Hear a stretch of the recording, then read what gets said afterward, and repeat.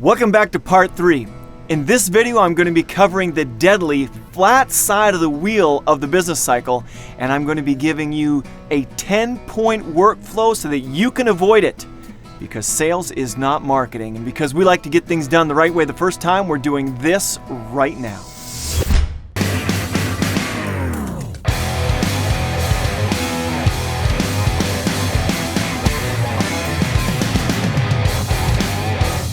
I'd like to welcome you to Construction Business TV. Of course, I am Joshua Brewer, one of the co-founders of the Patria Company. If this is the first time that we're meeting, I've been consulting in small to mid-sized businesses for over 20 years. You can learn more about me and my credentials out on LinkedIn. I'll leave a link to my profile in the description below so that we can get connected there as well. And if you're ready to take full control of your business so that you can grow it, manage it, and succeed as a business owner, then be sure to subscribe below and click the bell so that you'll be notified as we continue to put out more valuable information to help you achieve your business goals. If you haven't already watched Think You Can Handle a Real Marketing Strategy or Part 1 and Part 2 of this series, please do so now. As these concepts build on one another, it's important that you watch and participate in order. Now I'm going to be covering the extremely powerful concept of selling while you're busy, so that you can avoid the flat side of the wheel in your business cycle. It is, however, very important that you already have a firm grasp on the marketing fundamentals that I've already covered up to this point. As a warning, when we begin to discuss sales and marketing as a part of your entire business cycle, we are going to end up running into some other business disciplines which may expose some weaknesses in your management practices. Rule number 1, do not get overwhelmed.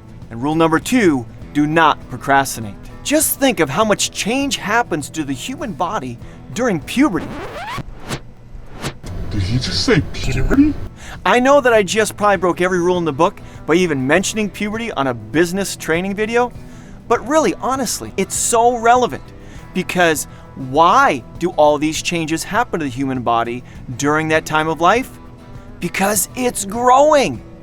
And yes, it's uncomfortable, but without that discomfort, the human body cannot reach its full potential.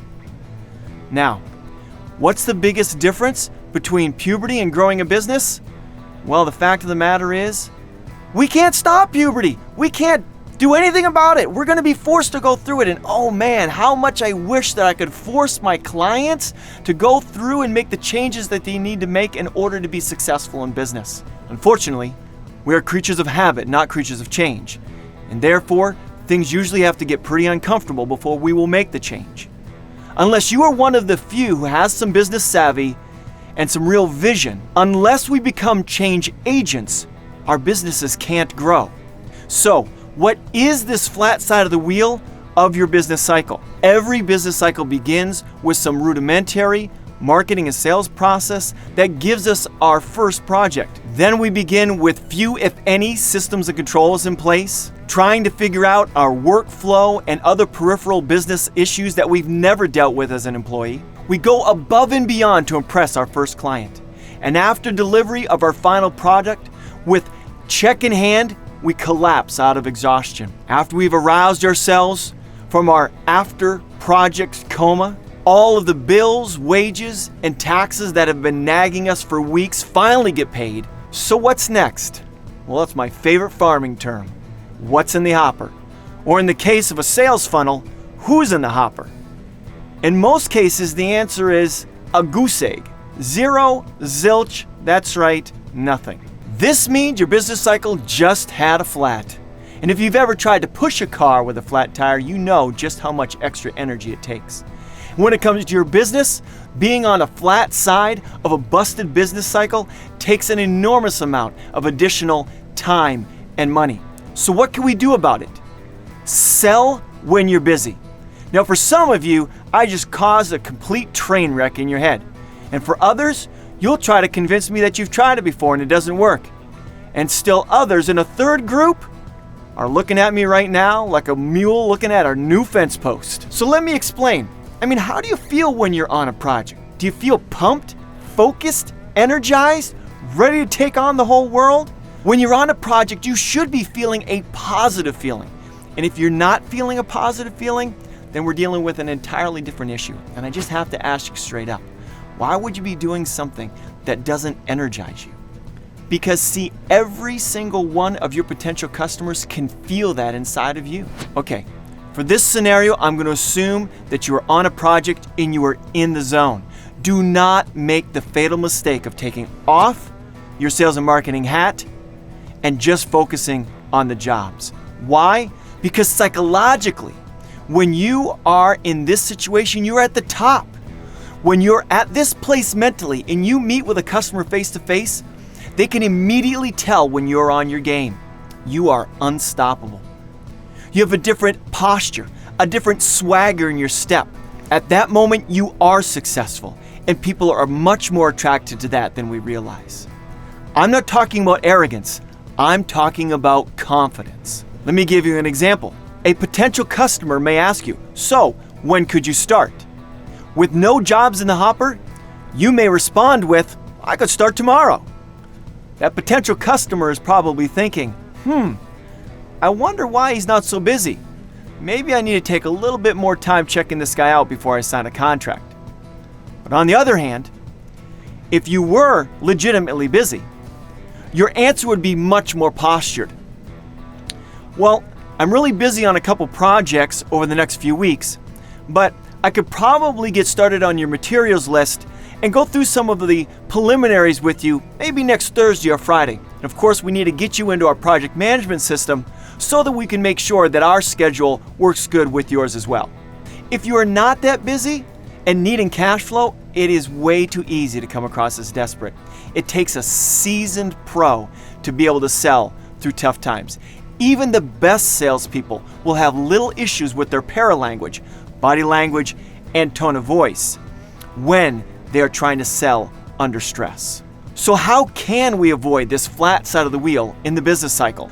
By creating a manageable workflow in our marketing and sales program, which keeps the wheels moving and allows us to sell while we are busy.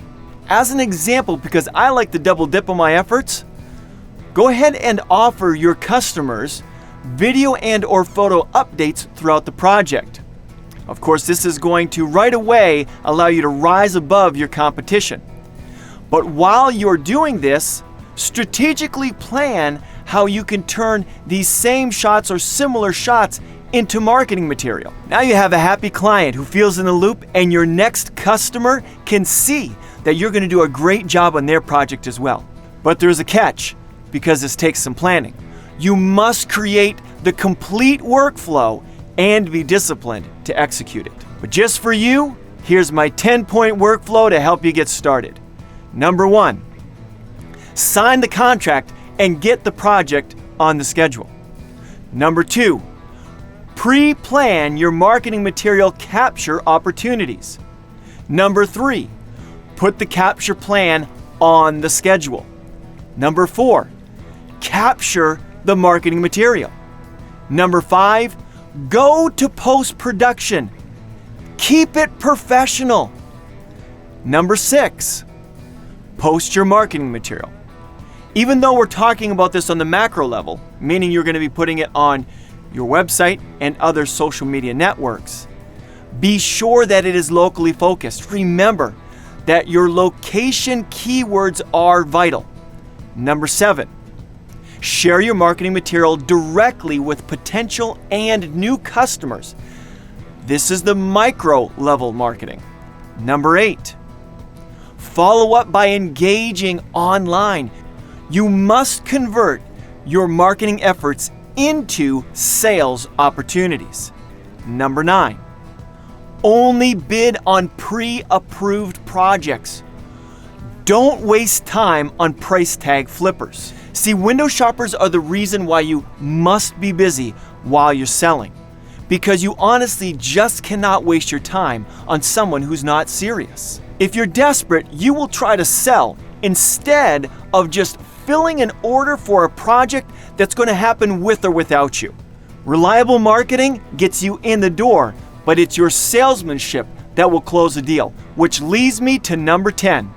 Use solid consultative selling skills to land good projects with the right clients. Always remember, it's better to have no business than bad business. And lastly, there are 2 numbers that you need to be watching like a hawk, as they will give you enormous insight into your sales and marketing efforts. Number 1 is your bid to win ratio. And number 2 is your profitability per project as reported to you by using super accurate job costing methodologies. Of course, we will cover these in more detail in other videos. But if your marketing is up to par and your sales process passes muster, then it is ultimately, as business owners, our organizational skills and our disciplined time management that will determine whether or not we hit the flat side of the wheel. As business owners, it is our responsibility to always be looking at the entire business cycle and looking for opportunities to multiply our efforts. Each task must be pre-planned and communicated, or else execution is left completely up to chance. It may seem like a lot more work at first, but the stress-free results are worth all the effort. Even though we've covered a lot of ground in this 3-part series, you may still have some specific questions regarding your sales and marketing program. We would invite you to ask your questions in the comments below, or you could ask your questions on patriaco.com, where we can deal with them anonymously during our podcast, Your Business or Your Life. You could also connect with me on LinkedIn or at our website, quality-trades.com. Be sure to subscribe below and click the bell so that you're notified, and we look forward to hearing your success stories as we continue to share more information with you that we know is going to help you take full control of your business. See you in the next series.